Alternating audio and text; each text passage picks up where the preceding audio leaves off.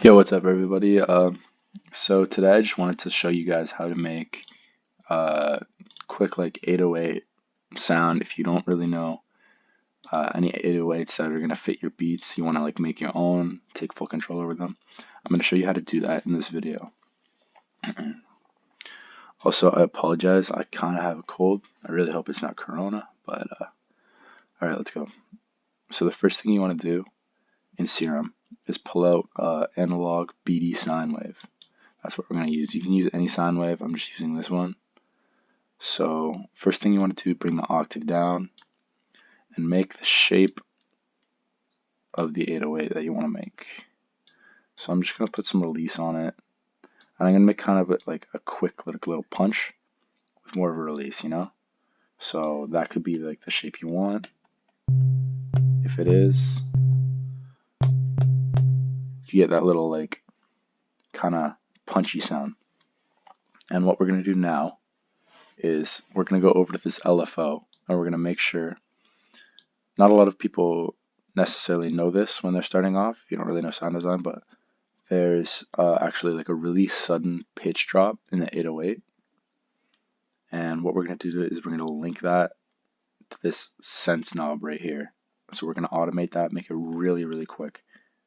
And we're going to put this on envelope. So once it plays, it won't go through that LFO again and like clip. So I'll give you an example. So like, let's say there's our pitch drop. You can tell that's really juicy, that's really thick. That's what it is on envelope. If we go over to trigger, you hear that click at the end because it's going back through the LFO. So we don't want that. We're going to click envelope. I'm going to bring that down a little because I feel like that's like a little too low.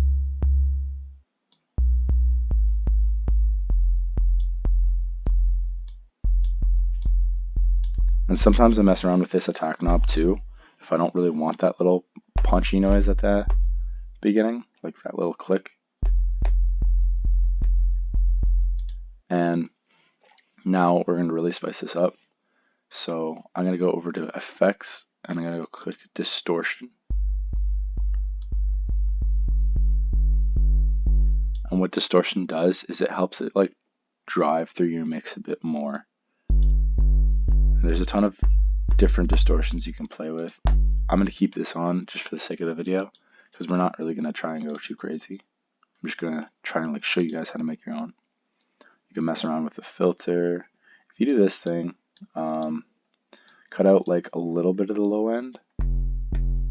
It gives that more like kind of crunchy sound, if you will. And honestly, that's really it. Just for like the basic kind of format of the 808. If you really wanted to, you could mess around with a second oscillator, add a different waveform, mix it in a little. Sorry. I like to turn on mono because if you're using like FL Studio, usually with 808s there's like a cut itself option, but if you're using SERUM, they'll still like overlap. So when you have mono on, it'll only play one note at a time, so the 808s don't like bleed into each other, you know? So they're playing by themselves. So that's pretty much it for this tutorial. That's all it really is. It's really simple.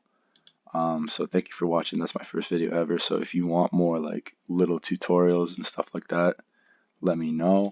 I'm just starting off my YouTube channel, so yeah, and honestly, that's all you really need to know for the basics. Whatever you want to do, it's just like your creative process from there. So anyway, thank you for watching and have a good day, and I hope this helped you a lot. So thank you.